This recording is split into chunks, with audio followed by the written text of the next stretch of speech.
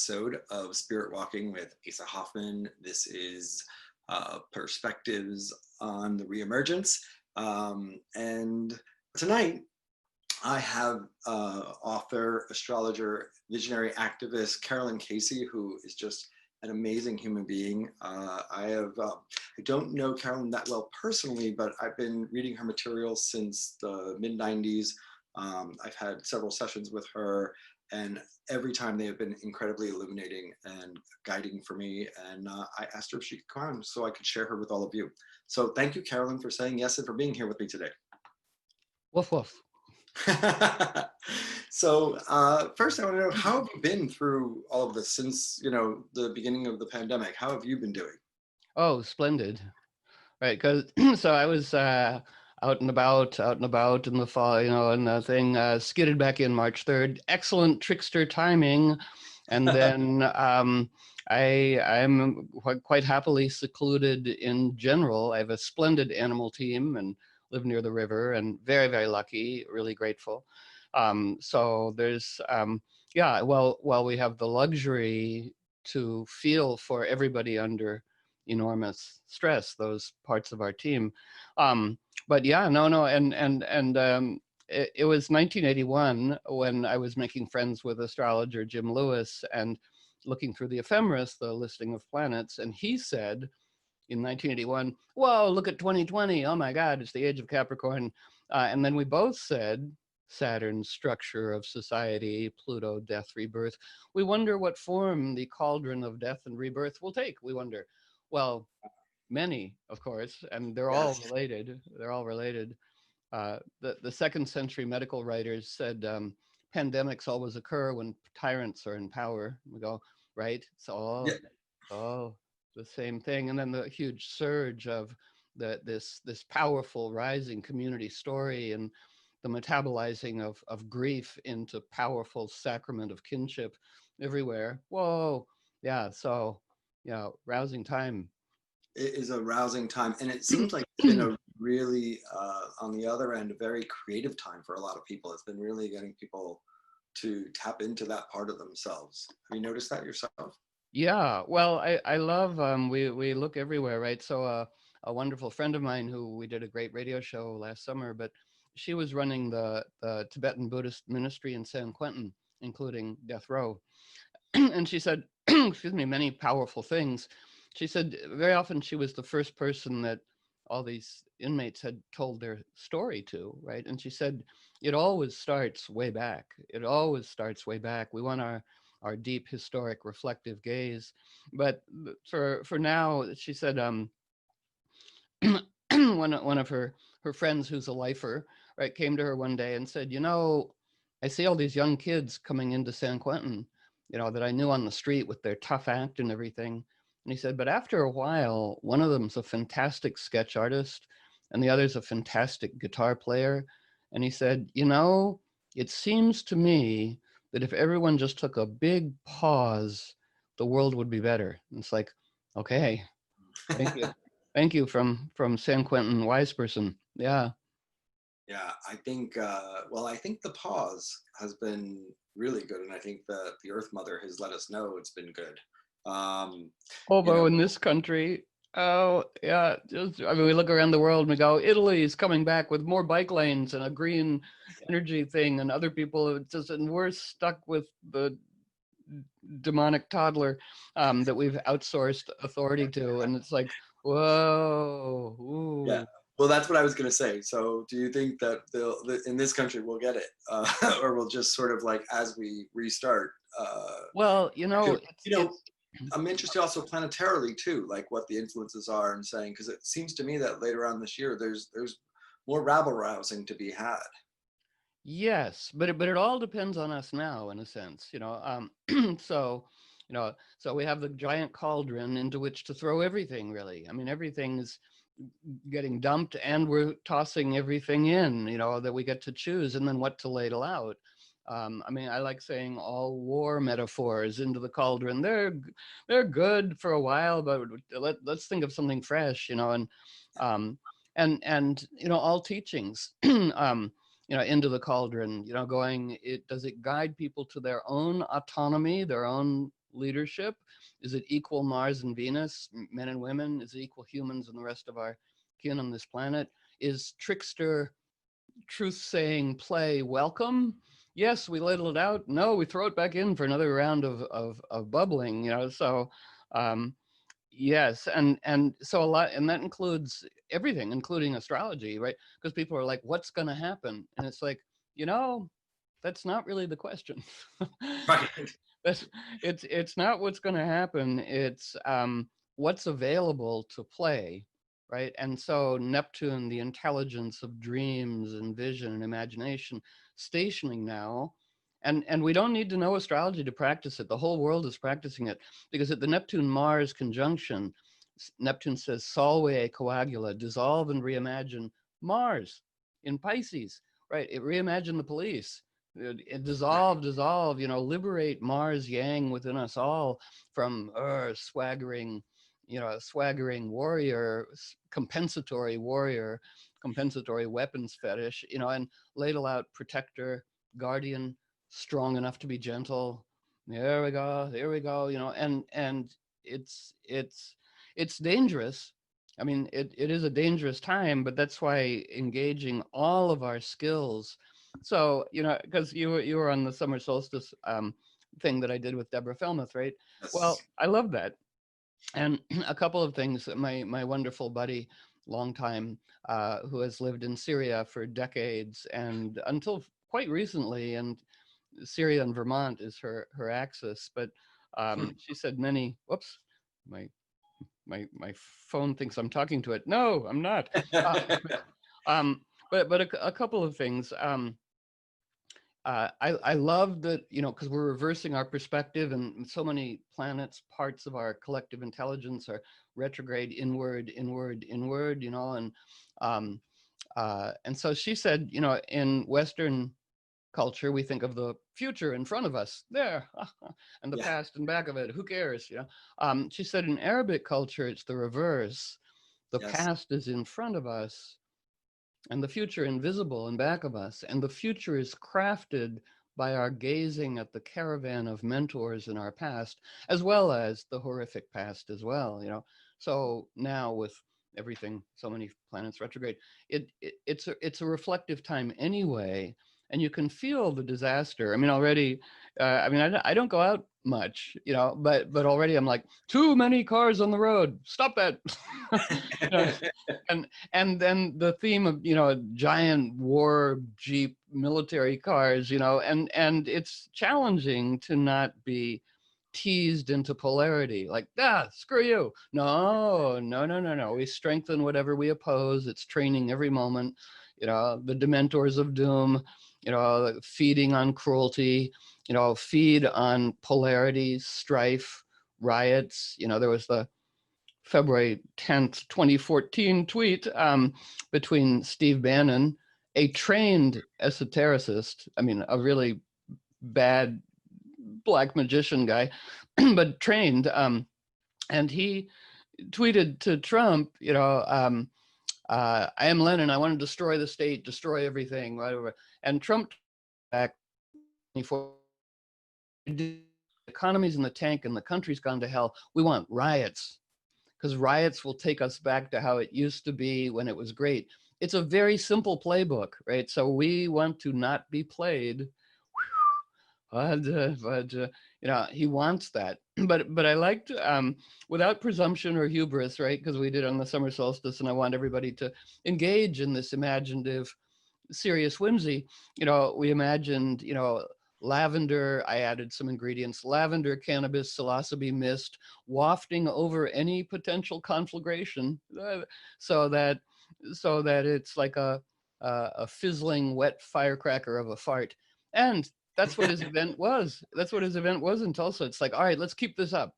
You know, mist, and not being snookered into face off, even when we, yeah, that's the dedication to the trickster, spiraling Sufi Aikido, Bodhisattva Coyote, syncretizing, because for everybody, right? It's Jupiter and Capricorn says, well, who brought what, and how has everything we've ever studied and every different chapter of our life and what we did, no matter if it was a straight job or not a straight job. It's got some energy because so right now, of course, is the structure into which so much investment is gone, right? But the energy that went into it is available. So what shall we envision? And that's it's happening. I mean, there is Yeah. goodness, and Well, yeah. yeah, no, I was just going to say, and I think that what you're illustrating and all that is the importance of really anchoring to our imagination and using it and casting our spells through our imagination and what we choose to imagine, and realizing like these retrogrades. One of the things that always disappoints me when I hear conscious people speak of retrogrades with so much fear, and not recognize the inward opportunity that it's the certain yin moments to go within and to connect. And there's opportunity in those retrogrades. And this is a really important time of us connecting in and remembering that there's power in there that we can do. It's not just in our doing. It's also about the coming back of the divine feminine. You know, it's really about not just moving from the patriarchal patterns of the past, but really engaging the divine feminine within each of us. So I think I know. Well, see, I mean, I'm also just I just like throwing all language, well, this is impossible, of course, but a lot of language into the cauldron just to freshen it up. And it's like, so even part of me is like divine feminine. Yeah. Let's think of other things. Let's think of Well, other. you go for it. You're very good at that, and I'm very open to I the don't know. I mean, inspiration. but on the other hand, it's like a diagnosis. We start with the limited, like psychiatric or physical diagnosis, and we use the word just to get the conversation going, and then we throw the word out and what's the other way of telling the story. But yes, no, well, so yeah, absolutely fair enough. Um, the dancing of Venus and Mars, and Mars heroism, Yang, our connection to animals and fairy tales. It's our wise instinct, and so it is a democracy. We love Mars, Venus, the moon. These are all qualities in unique arrangements in each one of our inner democracy. But I think before us is the assignment to insource our Saturn, our authority, right, from wherever we've distributed it, wherever anything would make us cringe, so it's father or police or professor or what, or in this case, we've outsourced Saturn leadership to, dementors. And and so that the idea of inhaling, just even now, it's always useful, inhaling to our hara, to where our Saturn lives. It's our goat, our center, because authority contains the word author, related to the word authentic, which is a great thing we aspire to. And it says either we have our own authority or the world is authoritarian, right? So it is part of this inner outer dynamic. And yeah, I don't know if we've spoken of this before, but your team doesn't know. But so, because when I emerged from the Republican convention, because I went as Mythic Press, and and to the Democratic one too, but I did emerge, and I did fall to my knees under the stars outside the Media Motel and go, oh no, we're getting smoked on what should be our strong suit. All good-hearted people. Story craft, language craft, metaphor craft, because the Hillary had no story craft, and the toxic mimic, but Trump up there said, I will bring to you the greatest dream you've ever had since you were born, right? He's drawn all this stuff, so I'm like, oh no. So as I fell to my knees, I was like, oh help, we want to cultivate our, all of us crafting the irresistible, inclusive, guiding meta narrative. Come on this way. Here you go. And so I have turned, and will turn more to this really interesting book, The Battle for Britain by Dion Fortune. She's one of my sort of spirit mentor aunties, right? So in World War II, the British government engaged the spiritual ritualists of Britain to cooperate to weave a spell of protection over Britain. and it's completely interesting. And so I've been rereading parts of it, just opening it up kind of in a divinatory way, going, oh, that's great. But she talks about, and she's writing as the bombs are falling, but she said, but our vision, we were clear about how it was going to turn out in a good way. We held steady, and we made sure that our own atmosphere was calm. Otherwise, how else could we possibly shape the soul of the country? I'm like, oh, all right, let's up our game. Right, we're talking about the soul of the country. Let's talk to them about the soul of the country. What a good idea. You know, so yeah, and then they were well, for all of us, the pragmatic mysticism of now. Metaphors are the incarnational garb whereby power enters the world. So all esotericists, including up to no good Steve Bannon, but know this, you know, the word metaphor means to carry across from backstage to on stage, from invisible to visible. And we have this, you know, metaphors incarnating into actuality, especially now. And it's all speaking to us, right? So we had right behind us the summer. So Tulsa fizzled, right? The conflagration didn't happen. And then we had the solstice and then the eclipse new moon at zero Cancer, whose image, there are images for each degree of the zodiac, is, you know, a sailor lowers one flag and raises another one. And it's like, that's what they just did in Mississippi, right? They lowered the Confederate flag. Yep. And it's like, ooh, goosebumps, you know, and there's a huge consensus, like there really is a rising, sane, reverent common sense. The renaming of military bases, it's a start, you know, the renaming of, yeah, Princeton going, oh, forget that guy Wilson, he was a terrible racist, or renaming, it's pretty big, you know, and when there was intelligent conversation about, you know, defunding the police and reimagining the whole thing, I go, people are getting pretty good at this, throwing into the cauldron. Yes, they are. Absolutely. Well, and I think, you know, look at the amount of people and the diversity of the people coming together around the issues, you know, so it's really, we're seeing multiple cultures and backgrounds and all sorts of people coming together. As you say, like, you know, what's your gift? What do you have to bring to the table? What do you have to throw in the cauldron? Like, so many of them coming together around that. So I think that's, you know, it's what we're here to do, right? We're here to align and work together and to collaborate and co-create. Right. And I'm sorry. Yeah. No, I just, you know what, I do want to keep going on the subject, but because you mentioned along the way in there, I wanted to ask you a little bit about Mythic News and just, you know, the inspiration for it, and just to talk a little bit more about it for those who don't know what Mythic News is. Well, the idea, we all have mythic DNA, right? Everything real, everything symbolic. So we remember, we have a memory of humans gathering, you know, to gather and collect wisdom, and we have a memory of, you know, 20,000 years or more where people would gather at the solstices and equinoxes and other times too, but they would gather to invite in power. Come on in, power. We don't source power, right? We invite it. And one of the purposes of art is to magnetize power into the world, to animate the proffered template, you know. And so magic, you know, at solstices and equinoxes, oh, literal and symbolic light of sun, you know, come on in and illuminate this painting, this writing at the back of the cave that we don't usually see, but this is the story our community wants to animate.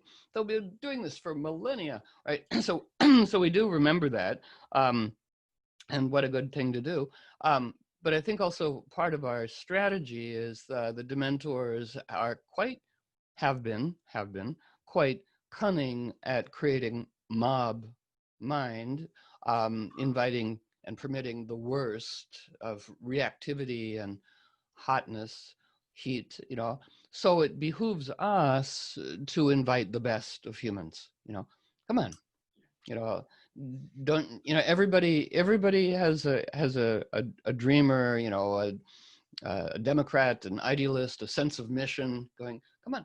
And you know, the simplest form of initiation that we have abandoned generationally, you know, was really simply like, come, we need you. We need you to help build Stonehenge. We need you to build the Green New Deal. We need you. We love what we do, and we want you. We need you to come join us. So the catch there is, you can't really effectively invite somebody if you don't love what you do, right? It's like, we hate our job, come be in prison with us, right? And it's like, no, you gotta, so it's a time, Venus emerging from the underworld now. I haven't seen her yet, but she is the morning star. I know people who've seen her, and I'm going to the beach soon, where right before sunrise we can see Venus return. So the mythic news, we we know that cultures symbolically embedded their science in their myths and fairy tales.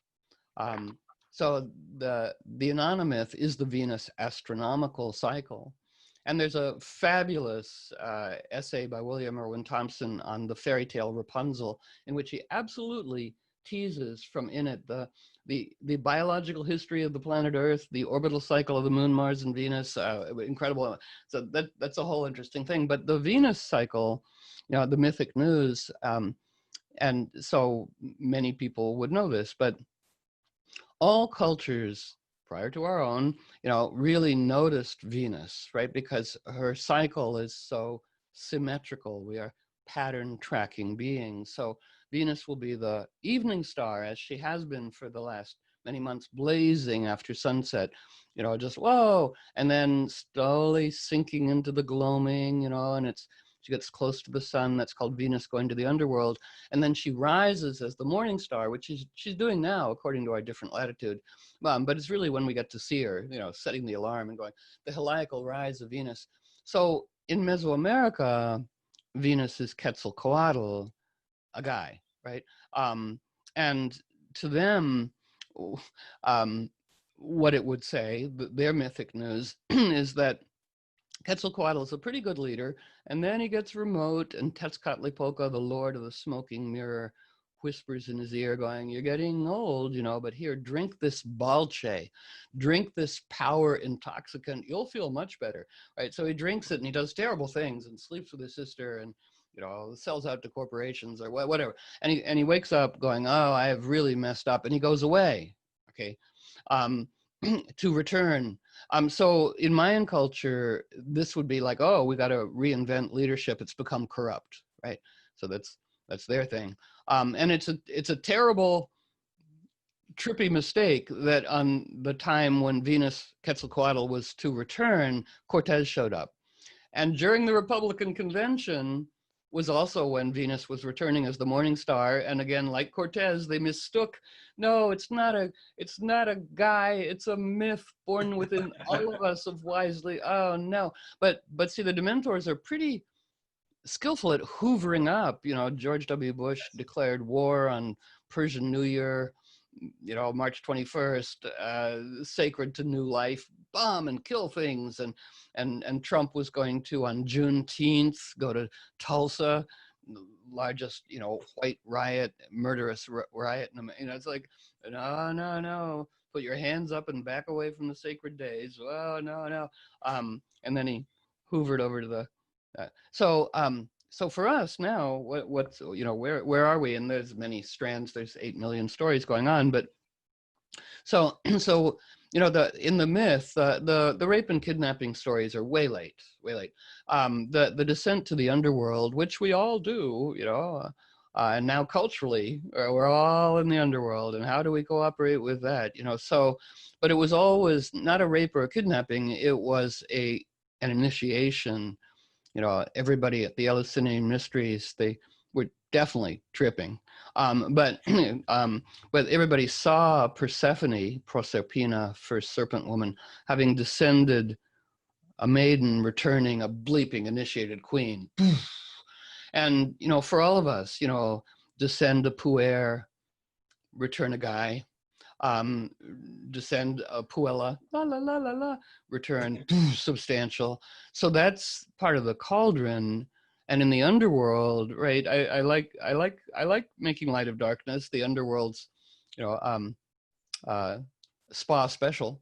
The underworld spa special, as you know, for everybody, a lavender rose scrub, right? This week's spa special, from which to remove any Inquisition attractors, any little sneaky Velcro Inquisition attractors from our skin to redesign ourselves, right? How do we want to emerge personally and collectively? Yeah, well, which is what we're doing right now, right? That's what we're Yeah, going to do. yeah. So if somebody wants to catch Mythic News, how do they do that? Well, they can go to coyotenetworknews.com, coyotenetworknews.com, where there's a plethora of radio archives every week for 23 and a half years. I've been doing the Visionary Activist Show. Um, Not every show's a winner. I mean, as you know, right? Right? Just like Yeah. you win some, you lose some. It's like, oh, that wasn't quite what I had in mind. But and some are really fantastic, you know. But it's all critique. Well, ideally, critique and solution, analyze and bless, right? So it's the whole dynamic. And I should say, when Venus returns in the Inanna form from the underworld, where she is now for all of us, that's when she becomes a trickster. And the Sumerian poetry from 3,500 years ago, very trippy, because after coming back from the underworld, right now, this is where we are right now in the narrative. She she lounges around for a while, going, "That was really intense," and the idea occurs to her as she's contemplating her vulva, right, going, "Oh, it is so great to be a woman. I know I'm going to rescue human culture." And human culture has been stolen by Enki, the god of wisdom, who's become a tyrant. So it's very sophisticated of the Sumerians to say anyone unchallenged will become tyrannical, even the god of wisdom, or the head of the university, or the whatever. It's so challenging in a playful, liberating, intending liberation way is great. So, and it's also very hip of them to basically say, Enki has stolen human culture and left empty celebrity baubles. They kind of put it like that, and it, you know, vacuous things in its place. So Inanna and her best friend, they sail to Enki's island, but being a woman or Venusian within us all, Trickster Redeemer, she doesn't go grr. She gets him drunk on beauty and poetry. You know, and for all of us right now, you know, Venus is trining, you know, emerging from the underworld, trining Saturn. We make our dedication, you know, where are we willing to partner with what we love to be its voice? And how do we want to calibrate, you know, to be messengers, you know, from big mind, you know, to sending and receiving. Let me get to one of those things. So, so as she gets him drunk on beauty and poetry, he gives back to her what he's stolen, you know, these parts of human culture. Here's science and astrology and real estate and music. And she puts them all in her boat and she sets sail. And Enki wakes up and discovers, you know, and he sends demons after her. That's important too. We got demons coming, but she's so pumped up on the friendship and her little coracle woven boat and the triumph of the whole thing that she fends them off with alacrity. And that's how Venus Inanna brings culture back to humans, and then they can have a wise renaissance of humans cooperating with nature. There we go. So that's a 3,500-year-old myth, but it plays out every time, and we're in that cycle now. All of us. I love. I like being in that cycle now. I think it's a very. I said I like being in that cycle now. I think it's a very exciting cycle to be a part of. It is. Incus that says they have a line that says we had little, we have all been close to death. Then we found rhythm, and now we have much. Right. So it's like Saturn, authority, rhythm. You know, the the band that used to be known as the Dixie Chicks, because they just thrown Dixie out, they just came out with this fabulous, rousing soundtrack for our Renaissance called March. I don't know if you've seen it yet, but it's no, but fabulous. I'm gonna write that down and I'm gonna get it. Oh no, it's just on YouTube, and it's fabulous, and it mentions, you know, all the people who died and, you know, the history of the thing and the whatever, but it's goosebumps, right? And it's a fabulous music and video collage, and you see people, you know, in the streets and singing "Stand by Me" and in the streets drumming, and it's like, right, this electricity, you know, it is met with brute force, you know, Elijah McClain, I mean, just terrible murder of this lovely young man a year ago, getting attention now. And he was a violin player and a massage person, and he played violin for rescue dogs and just many, and just, but all these great violinists came from all over to play tribute to him. And the police, you know, but the music prevailed. The music prevailed, you know, and so it is. It's like, so the Enki does send demons, but if we're in our little coracle boat and we have our team, we, you know, you can't stop us, right? So by the way, I just downloaded your first episode of Visionary Activist Radio. Oh, with James Hillman. Yeah, I didn't realize it was available. And I don't know, I was, you know, of course, before talking to you tonight, I was poking through your website and I was like, wait, the very first show is available. So and damn, it is good. Right, because it was September 6th, 1995, I think, or 6. But yeah, I scored James Hillman, who was kind of a buddy. So he was the very first show. And, you know, when we listen to recordings, we don't know, you know, with some trepidation. And yes, because I remembered that I had, in my mind, I had talked too much. And I that's true. But he didn't mind. But as I listen, have you listened to it? I haven't yet. I literally, this was last night. I got it. Right. No, it's not like an obligation. It's like, I mean, I listened to it and I was entranced going, this is incredibly, fabulously pertinent to right now. And it was very jolly and deep. Yeah. Anyway, so that was fun. Yeah. So yeah, Hillman.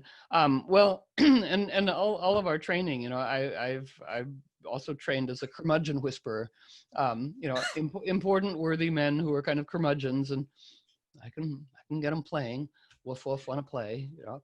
Well, you spent some time around them, isn't it? Do I remember correctly that your father was a congressman, right? He was before I was born, but it's part of the kind of mythic aura. Yeah, he was 54 when I was born, right? So I'm the youngest of 5 by a long way. It's kind of a good fairy tale spot, born into Washington, D.C. And my dad had been a New Dealer under Roosevelt, right? Long before I was born, right? But so I grew up with that Irish politics kind of thing, and in this sort of political world. So really, yeah, I read something about you being, I knew that because there was somewhere, and I don't know where, this wasn't yesterday, this was a little bit back, but I remember reading something about Kennedy, your father, and being, I think it was being on his shoulders or something. I don't know. There was something about I think it was that you were, was that true at the Kennedy inauguration? Do I remember that correctly? Or yeah, you do. I was a little girl and I went with my dad to Kennedy's inauguration. There was 4 feet of snow and I was on his shoulders at the inauguration. And then I went as a little girl holding his hand to Kennedy's funeral.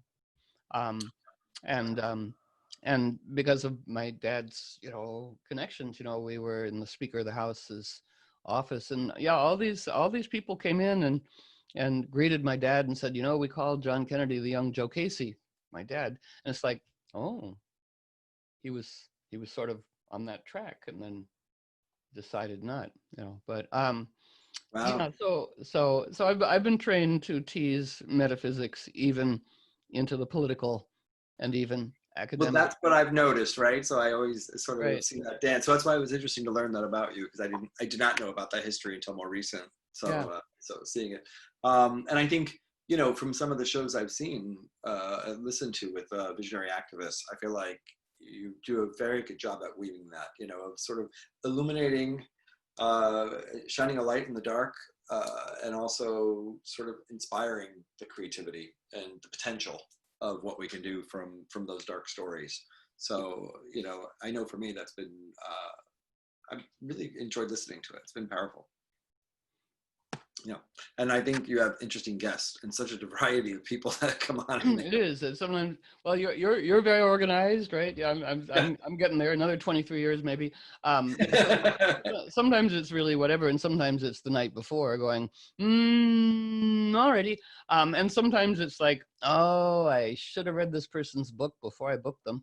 But always going back to practice what we're proffering, which is these things I know to be true. I don't always embody them, but I know they're true.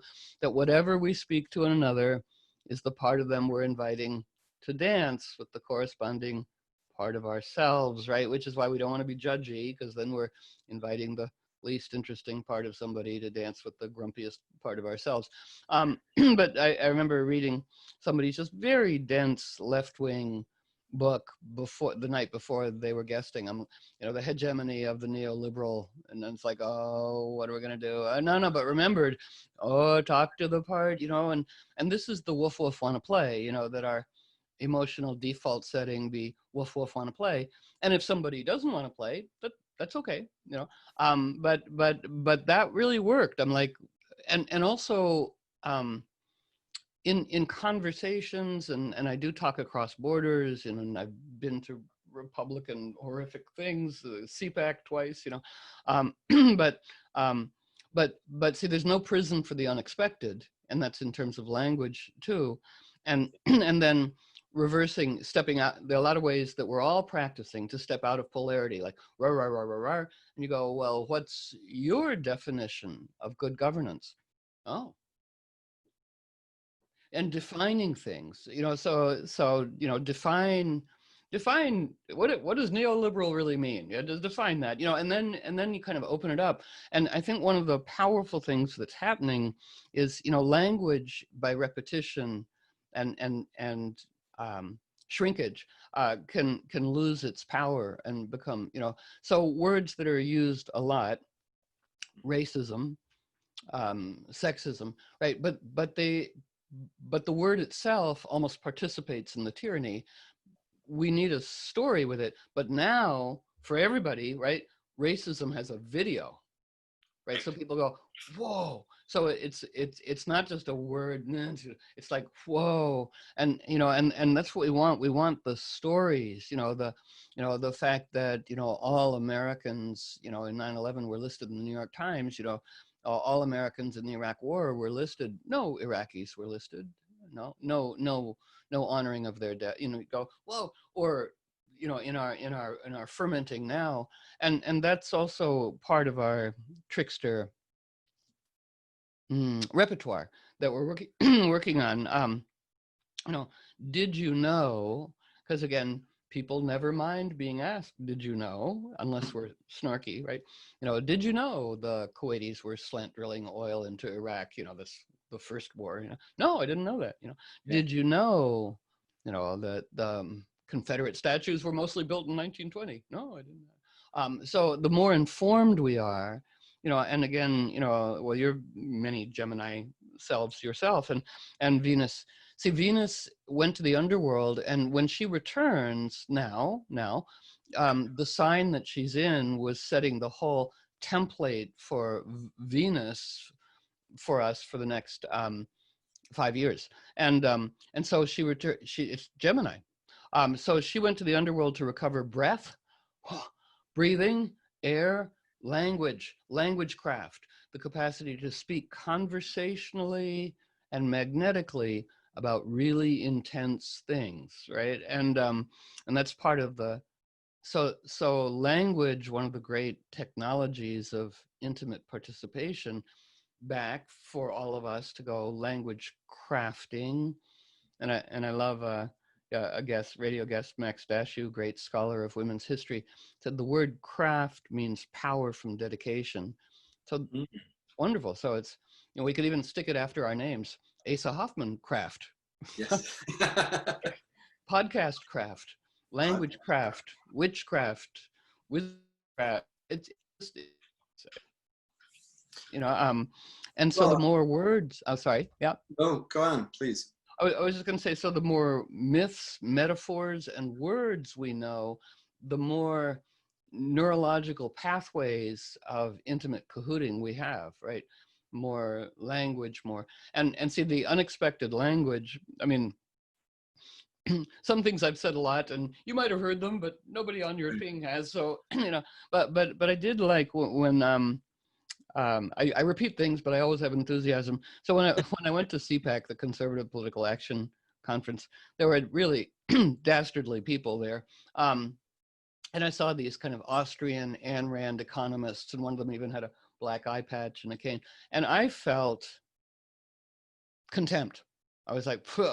And then aspiring to practice, going, no, there is no communication until we've composted our harumpitude.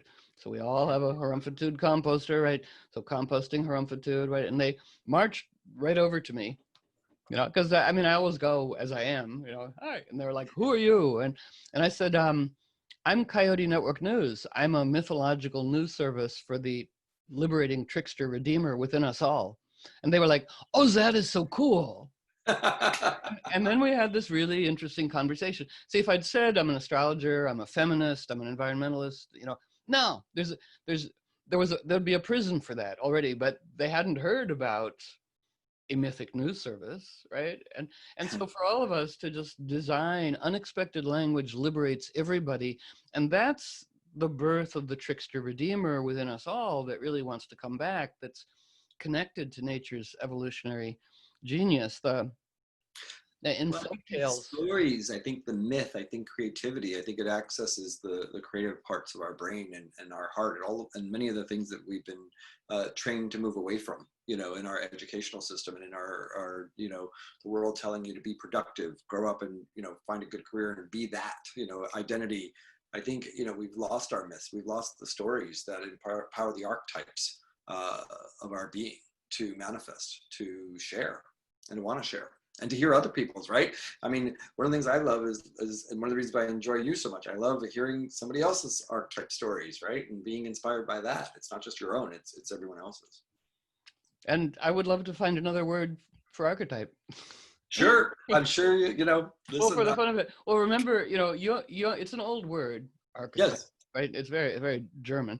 But I mean, it is old, but Jung really employed it in order to smuggle living, spicy, dangerous things into academia.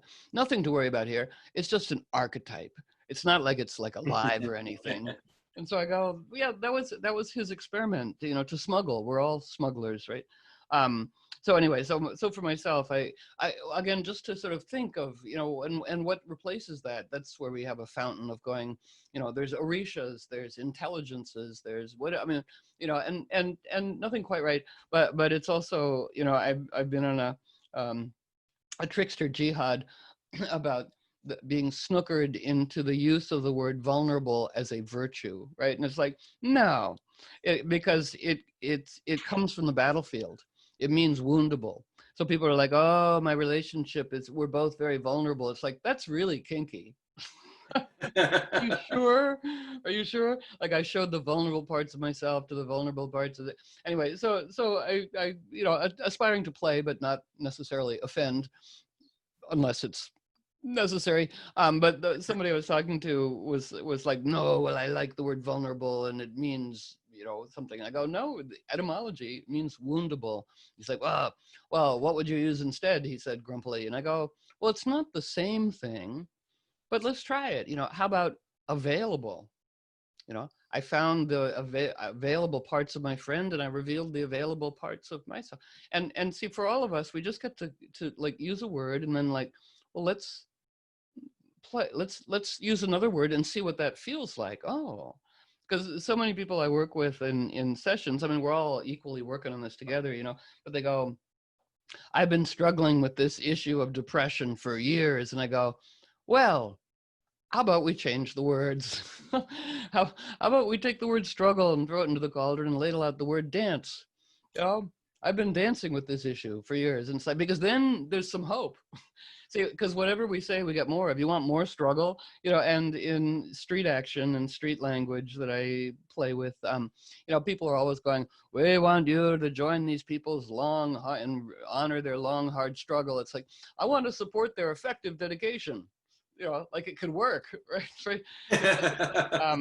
You know, and see, the Trickster Redeemer is also a guy. It's High John the Conqueror from the South, and June 23rd, when the formerly Dixie Chicks, now just the Chicks, released their fantastic record, March, on June 23rd, the most sacred day in all of New Orleans. It's when Marie Laveau, the great voodoo queen of New Orleans, there she is in back of me, and High John the Conqueror walk the streets, right? The myths and the historic figures incarnate back into actuality on that day. And we go, that's great. So High John the Conqueror is the great trickster redeemer of the South, because he's interested, like Scheherazade, the Power of the Woman storyteller, liberating the land and the people, liberating the entire circumstance. This is kind of what we got to do. And even the tyrant themselves, not counting on it, but willing. And that's hard to imagine, the liberation of Donald Trump. But liberating but I hand it to everybody to work on. but we're not counting on it, but to liberate the entire circumstance, right? It's and High John the Conqueror is great that way, because he's the trickster, who's like, we're gonna find a way out of no way and hit a straight lick with a crooked stick, right? So it's the trickster part of us coming alive now that likes impossible. Other parts of us are like, oh no, it's terrible, and Joe Biden, whatever. And Trickster goes, impossible? I'm on it. I like that. Yeah. Right? Well, and I think actually we're being asked not to be hypnotized by what appears to be impossible, not to be hypnotized by what's manifest in front of us, but to actually dream into reality what we want to see before us. Right. So I think it's a part of awakening the other aspects of our being, the multidimensional self that we are. I know another word. You'll probably change that word too, but that's okay. Oh, which word? It slipped by me, and I didn't find it all. What was the word you smuggled? I'm still trying to think of archetype. I'm like playing with new words in my head as I'm listening to you. Well, but see, even that is just like, okay, well, there's nothing that quite well. And see, Trickster Uranus, big now. It says to all of us, we are big forces of the divine. Or whatever word we want to use, we don't care what you guys do, and Gaia's. We care the manner in which you do it, that it comes from freedom and choice. So the same with vocabulary. I would love for us to, just throw the word fight into the cauldron just to give it a rest. Fighting, it's very hot. It's very hot. And our brain, when we use the word fight, even fight for justice, our brain goes, so, and I'm not going to make Bernie Sanders talk about dancing for justice, but because, what the hell? But Uranus says, we can do anything we want, but from choice, it's like, I have 5 words I really like here, and I'm choosing to use the word fight. Or I'm choosing to use the word archetype out of 20 things that I've thought about, so whatever the hell, but it does want to come from a repertoire, and that's, kind of part of our dynamic to, if we like freedom and democracy, to react to anything is not free. To cultivate an ever larger repertoire of responses, right, is to ally with nature's evolutionary genius, and against all odds is good. I love Granny Weatherwax and Terry Pratchett's fabulous animistic novels, and she's going to do a bold move to save the world, and everybody goes, that's not realistic, you can't do that, 1,000,000 to 1 chances against you. And it said that she smiled in a way that would have made wolves whimper, and says 1,000,000 to 1 chances crop up 9 times out of 10 when your heart is dedicated, so buzz off, right? So I love that. 1,000,000 to 1 chances crop up 9 times out of 10. So that there's a, and it's also, I've been, I read a lot. I yearn for noir narratives and stuff, and so I've been watching some dark recent narratives, and it's like quite compelling. Mm-hmm. No trigger. Without Trickster, it's kind of unrelenting dark. It's like, oh. What was it? You broke up there. I didn't hear it. Oh, well, I said that, looking at the technology of storycraft, coming out of many is fantastic. There are so many talented people. Yeah, I caught all that. It was just the last part. Yep. Oh, well, I have no idea.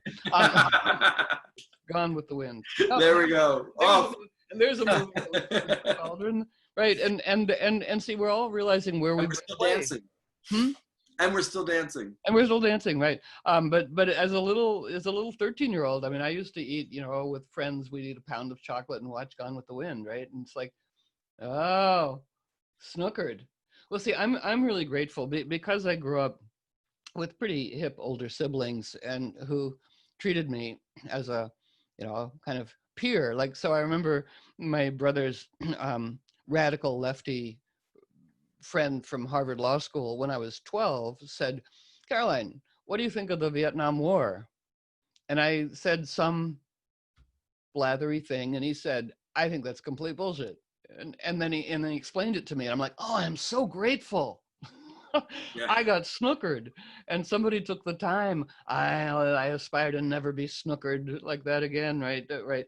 Not hypnotized by the trance. We want trances to break the trance, and there's a lot of wonderfully sneaky things. There's prison masquerading as freedom. There's a thing. And how to distill that thing. And I think it's really interesting that we're all taking a cultural break from festivals. Yes. Right?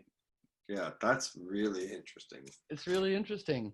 I mean, I've worked at a lot of festivals, emceed, spoken word stage, and everything like that. And it is wonderful to gather. And there's, a huge collective intelligence. I remember at the Eclipse Symbiosis, 50,000 people, and it was an ordeal for sure.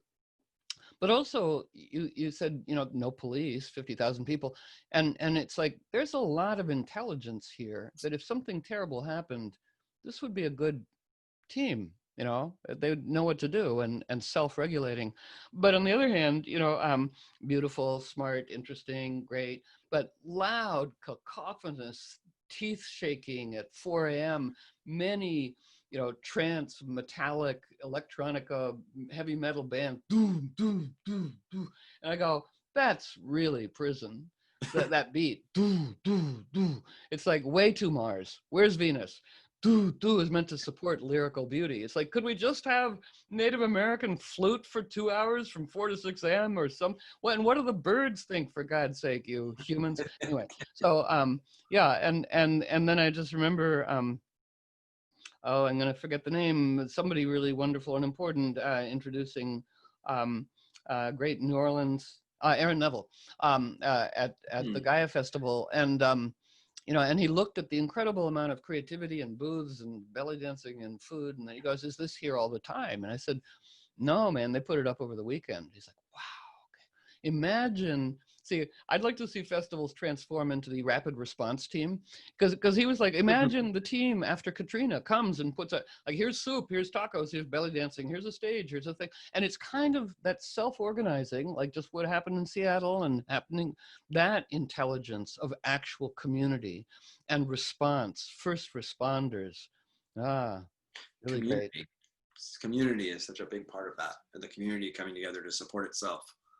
And being empowered to do so is, I think, such an important part of the future that's being rebirthed at this time. Yeah. Yeah. And I think it's going to be interesting with people not gathering. I mean, I think in some ways being sent home has people connecting more in a certain way at the moment. But it'll be interesting to see when they have a need to come together and how they come together again, and how that changes. Well, yeah, and see, mystery and uncertainty. Neptune says no. We're forming. Neptune stationing retrograde. What we do now has everything to do with how we feel at the end of November, for instance. When Neptune goes forward, and somebody asked me to come speak at a gathering, in California in October. I'm like, no. I want an uninterrupted horizon of mystery, because it's like, no, especially this country is like, whoa, and we want to be a first responding team. Okay, and we're available. Right. And that's part of the ancientness. I mean, the modern world has been addicted to the booby prize of certainty, and that's not there at all. There's no certainty. There is no certainty. And see, I think the backstage ancestors go, look, that's fantastic. Look, Asa and Carolyn and everybody here has run out of certainty. A round of applause. That's a great accomplishment. Now mystery can find them. So it's like, we're available.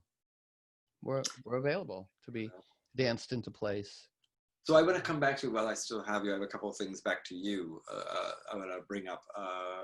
Well, first of all, one of them, by the way, did I catch this that you at one time lived with either a coyote or a wolf? Oh, both. Both. I did. Yes, I've earned my credentials. I lived with Stella Coyote. I've lived with a coyote for 19 years, 2 months, 2 weeks. And for part of that time, I had a hybrid wolf. Wonderful, wonderful being. Wow. So I really know wolves and coyotes, and yeah, I learned a lot. And may all of our relationships be one in which you go, all right, we're all giving up something, and may it be, an evolutionary assist. And when we got to Stella Coyote being 18 years, 19 years, I go, it's working out. It's, this deal is working out, that you gave up a lot of freedom. It's a complex thing, but now you get a safe old age. And never has Coyote been so loved and tended, maybe as much, but not more, and to see what happens. See, nature wouldn't have provided a safe old age, and what can we do? What is good about our species, right? And a safe old age, all kinds of qualities of intelligence opened up in her, like, ooh, it's sort of like the scientists were, even recently, just the beginning of the summer or the spring, we're saying, what possible use could postmenopausal mammals be, right? What possible biological use? And then they were studying the orcas, and they're like, oh, the whole thing depends on the orca grandmother. She's the leader, 10 feet or 2 miles out, and the health and well-being of the community and her grandchildren, their longevity and well-being is increased enormously, even if they no longer know her. It's like, take that, you scientist. But so with Stella, what I learned was dogs, no shame. Coyotes, no. It's all telepathic negotiation. And her mother was a dog, right? Otherwise I would have given her a one-way ticket to Denver, right? So, but she looked completely coyote, and she was a two-mind being, but it was all wheel and deal. And I think it's really useful to us now. It's, what anthropologists call transactional spirituality, because she would steal, not her word, but, all kinds of stuff, some of it witty, some of it terrible. But I would say, all right, well, she took somebody's gloves, right? And of course, and 2 weeks later, she came and dropped a glove in front of me, and very clear. And what am I offered for the other one, right? And so I go, all right, some outdated pate from the co-op. She would arch an eyebrow, really, and I go, okay, 2. She'd go, okay, and she'd bring the other glove back. Anyway, so see, I think it's like that now, and I think for all of us, to experiment without importance, and but to remember that our ancestors and our indigenous ancestors knew how to go into a reverie backstage and broker working alliances with plants and animals. Yes. The Lakota, said we didn't hunt alone. Those gifted, we would hunt with the wolves and coyotes. And if you want to destroy a culture, destroy that. So I'm very keen and developing different plays to this, but, for us to be able to go backstage and experiment and go, oh, spirit of wolf, that we as a species have set in motion horrific things that are coming at all of us. Can we wheel and deal some? If we, honor fire and creativity in our hearts, can we make the fires less?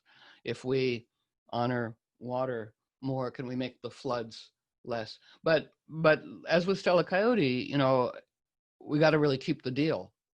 We've got to I see in terrible trouble, and being, impeached, and world leaders I sometimes work with, and I go, well, here's the deal. If you do this, if you, do this environmental thing, then, maybe the spirits will get you out of trouble. And then they got out of trouble, and they go, I'm out of trouble. That wasn't really real. It's like, oh, and then they're dead. So it's, and also backstage to Coyote, fantastic destruction, fantastic creativity. I mean, she made just fabulous artwork. And just to see. How'd you wind up with a coyote? It was a person down the street who had a coyote imprisoned in her basement that she had the nerve to call shaman. Okay. And anyway, and I met the coyote, miserable, unhappy, large creature, and it got it on with her little white dog, right? And so she offered me one, and I was like, oh, I can't resist. Okay. And the wolf was appalled. Anyway, so we worked it out. And then that coyote earned its freedom. It just put its teeth on the human and said, I'm not going, I'm out there. So everybody else got released into the wild because it was a big experiment, but Stella and I cahooted. So yeah, so I tease a lot of useful trickster teachings from,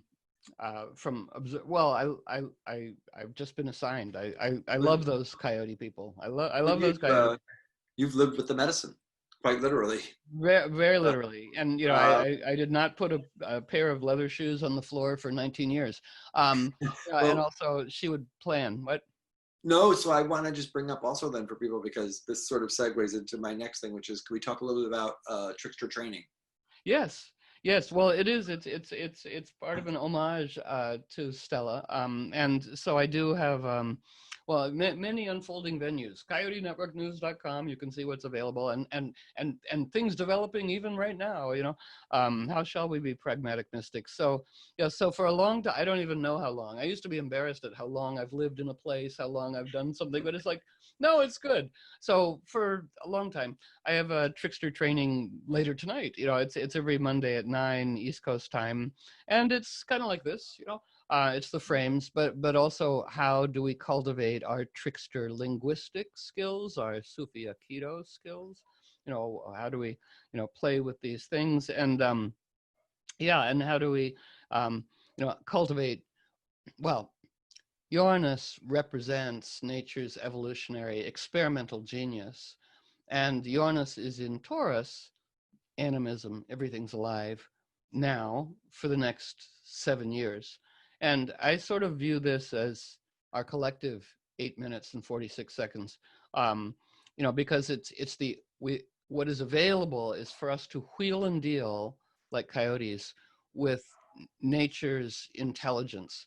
I love Janine Benyus's work in the whole realm of biomimicry. Rather than looting nature, why don't we borrow nature's ingenious recipes? And for people who know of her or don't know of her, Janine Benyus, Benyus, many TED Talks, a fabulous thing in all of our did you know realm to talk to anybody, because people love beautiful, ingenious things, and so the thing lately that I carry with me, that the Japanese high-speed bullet train was making sonic booms when it entered and left a tunnel and breaking windows. So they go to the Biomimicry Institute, and Janine says, let's look at the kingfisher bird that enters water without a splash. And so they redesigned the front of the Japanese train to be like a kingfisher bird entering water. And so it enters the tunnel without any disturbance. People go, ooh. So and oyster mushrooms metabolizing diesel oil, and I mean we're full of beautiful ingenuity, right? I mean, it's if we humbly cooperate with nature, and so we've had 7 years to do that. It's beauty and cruelty. We're betting on beauty. Yeah. And it is such an opportunity to connect with nature and to remember that we are nature, and that we are in this relationship, whether we've been conscious of it or not, and it's time to wake up. And I think this is, again, goes back to myth, creativity, animism, everything you've been talking about. So that's why it felt like a really important show to have, and to have you on to just share that with people, because I think it's such an important time for that. So how do people, if they want to join into trickster training? CoyoteNetworkNews.com. There's also a Trickster Training. That'll take you to everything. TricksterTraining.com also. people can jump in anytime. You know, it's a That was my next question. Is it an open forum kind yeah. People come. Some people have been there for decades, you know, and it's been through many phases. I mean, we're all reinventing, right? So I'm wondering how to make it. It's Trickster Training Council, and right now it's, you know, I go chime in anytime and send questions, you know, and people sort of do. And sometimes I have wonderful guests and stuff. But it is at this point it's very much me talking. But I want to break it up so it's more counsel-y. And it's had in different years people would bring up, you know, like, how do I resolve this conflict with my neighbor, right? And we would give fun experimental things, and then they would go report next week going, oh, that worked really well, you know. So yeah, so people can jump in anytime. It's incredibly inexpensive. What can I say? It's $200 for 3 months. There you go. Special secret Facebook page. Yeah, and then there's personal readings that I'm still doing, and crafting some other courses, right? Crafting some other courses. Yeah. So is it a Zoom event? Is it a phone event? I don't even know. No, it's only audio, and it was kind of cute. It's like the summer solstice thing I did with Deborah Filmuth. She was like, "Thank God it's not Zoom." Anyway, so I mean, I like Zoom. Hello, everybody. We like it, you know. I've been using Zoom for years with clients doing astrological readings. It's cool, phone or Zoom, you know, and then also doing a lot of teaching on Zoom. But there's something, radio is invisible. And audio, and I'm keeping the Monday nights just kind of audio because it's kind of, that's wonderful too. Just yeah, I used to host a radio show for many years, and I love the radio, and I like listening to radio a ton. So invisible is fun. But it's been fun with Zoom, and it sort of seems apropos to have you on the Zoom because I will tell you my first foray into Zoom was you. Yeah, when I was booking my first appointment with you, you're like, "You want, you know, phone or Zoom?" And I'm like, "What's Zoom? Let me Google that." Oh, cute! That's really darling. Yeah, that was right. So here I am. Well, the technology of communing, and say I like Bruce Damer, who's a festival mad wizard, NASA scientist, entheogenic person, and radio guest. But so NASA pays him to study the origins of life, and he said the origin of life is community. It's like, okay, that's great, yeah, right, and so and you know, everything can be imprisoning or liberating, including Zoom. Right. But as a way for global convening, you know, and there's all kinds of things for us to play with, you know, to have people humming again without, you know, with a fresh, lively, but inviting in Trickster. And I think that's part of our dedication now, you know, to give to each part of our psyche the work it does best. And I think Saturn, our authority, is actually least understood. Saturn is really a part of us that's really strong now and good at setting intention and defining things and taking vows, but it's terrible at, like, well, how are we going to do that? How are we going to have it? It's like, no, that's not Saturn's job. Here comes Trickster Coyote. Jupiter and Uranus chime in and say, we'll do the booking. You just tell us what, right? And that's kind of our dynamic right now, going, Saturn, just say what, and do common sense things to make it happen, you know, whatever. But don't let the illusion of realism be an imaginative impediment. Don't worry about the how part. And see, I think this is important for all of us. It's like if we start with the desirable vision, avenues of possibility and intrigue and trickster coyote synchronicity open up much more than if we start with how shall we do this? Because then everybody goes to war, right? Yeah, I always have a hard time entering conversations that are creative based. I've worked with some creators where they're very like, okay, well, tell me how you're going to, like, they start to go from like this really intense structure. And I feel I've always been very shut down by that. Right, I know there's some creators that work from that place, but it's. Yeah, well, Neptune says, let's wonder. Yeah, exactly. Let's wonder. Let's wonder, because, you know, because see, we're in this wondering, and then Uranus call and response trickster genius, and so it says, whenever we wonder, you know, it makes us a cauldron that attracts revelation. I wonder how the hell. Oh, okay. Then we're in this call and response. The hope is true, really is true. You know, okay, synchronicity. We are meeting the right people. You know, there's something larger than ourselves. Some genius is scheduling us. There we go. Yeah. It's a relief. And we are, I mean, look, you know, we are the physical manifestation of spirit. We are living energy, and that energy can transform and create whole new things that are completely unexpected. Yes. So, you know, but only if we access the imagination. Anyway, this has been an amazing conversation. I know you really have to get ready for Trickster training, and I am so grateful that you came in here tonight. And It is a pleasure. I love our unfolding alliance cahooting. Yeah. Yeah.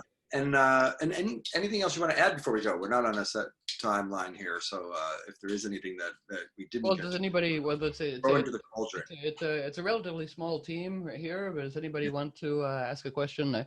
I loved Roberta at the beginning. Can't wait for this. Excited all day. Well, I hope it wasn't. I hope it wasn't a disappointment.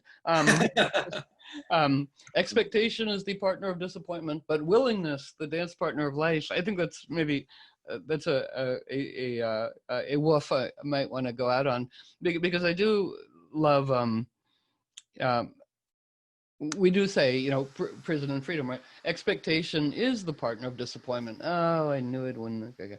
But willingness, the Uranus trickster says to everybody, you know, I'm going to connect you to the coolest things possible, inward, outward, right, whatever. All I want from you is willingness. And so we go, we're willing. Okay, we're, you know, and so yeah, we're willing, we're available, you know, and see even just the simple thing, you know, okay, our inward dedication strengthens our outward signal. So we're more likely to be danced into place. And see even just the simple thing, you know, okay, we're available, dance us into place where we can do the most good, have the most fun, contribute our gifts. And the backstage goes, that'll do. By the way, Roberta said, not at all, even more excited. Oh, so. That's adorable. That's adorable. Yeah. And one day you two have to meet. You'll love each other. That's great. That's great. Well, we do. It's a memory of the future. Right. And see, Uranus does say, all we want from you is a statement of availability, not vulnerability, availability and willingness. We go, we're willing. There we go. Yeah. Well, I just want to tell everybody while you're still on here that Making the Gods Work for You, highly recommend the book. Check it out. And I recommend listening to the books. I think that's the easiest available right now, right? Well, yeah. I don't even know. Is it me talking? I don't even know. Yes, that's why I like it. It's your tone, it's your voice. Okay. Stories. And so Making the Gods Work for You. And Visionary Activist is like 9 hours of material or something like that. It's pretty, yeah. Well, it was great because I did yeah, Visionary Activist. Well, it was interesting. With Sounds True, they want me to do this thing way back, and I wanted to call it Visionary Activist Astrology, and they're like, no, activism doesn't sell. And I said, really, it's Hinayana Honky, you know, enlightenment solo from, you know, whatever, and they were wrong. And so it is now called Visionary Activist Astrology, and so I did that, and I people do love it, but I'm speaking so slowly in that thing I sort of am patient with myself, but and then it doesn't read slow at all though. What? Like listening to it, it didn't read slow. It didn't. That's great. That's very interesting. I never once thought it was slow. So that's well, and then just again, you know, I thought, okay, now I should write a book, right? But being a language Libra, I didn't do anything, but I did hone my frequency. And so somebody called me out of the blue and said, you don't remember me, but when I was an acting student at Brown University, you did a reading for me, and we both said I was going to be a literary agent, even though neither one of us knew what that was, and now I am going to help you. I'm like, yes, okay. So she got a great book deal going, and so I wrote the book, and then the book became another Sounds True. We did a live performance of the book, so the recording into a book, into a recording, and then a radio show, and then it turned into a lot of stuff. Yeah, that's the Visionary Activist, right, because Sounds True sent those recordings to KPFA in Berkeley unbeknownst to me, right? I mean, see, all these opportunities have kind of happened synchronously. Yeah. And somebody called me and said, you know, we played your recordings on the air and got this huge response. Would you like a show? And they said, Pacifica's a pain in the butt and it doesn't pay anything. I go, perfect. All right. I'm in. Right. 23 years later, still in. Exactly. Yeah. Yeah, and since you know what, you brought up the reading, also for everybody, highly recommend getting, you can also go to Coyote News Network. No, right? Coyote Network News. It's Coyote Network News. Okay, good correction there. It's and you can CNN. You can book a private session with Carolyn, which is also an interesting experience. I really do like the work I'm doing right now with people and larger groups and stuff. And I think that's what we get to go, yeah, do we love our work? And it's like, yeah, in this beautiful language that I like so much more and more. Yeah. And if not, we should start creating new work for ourselves, one form or another, right? In whatever way we can. Yeah. Thank you so much for being here. Thank you. And, thank you, Spirit Brother. Yeah. Have a great trickster training tonight. Okay, doke. And I look forward to connecting with you again in the future. Wonderful. Alrighty. Bye for now.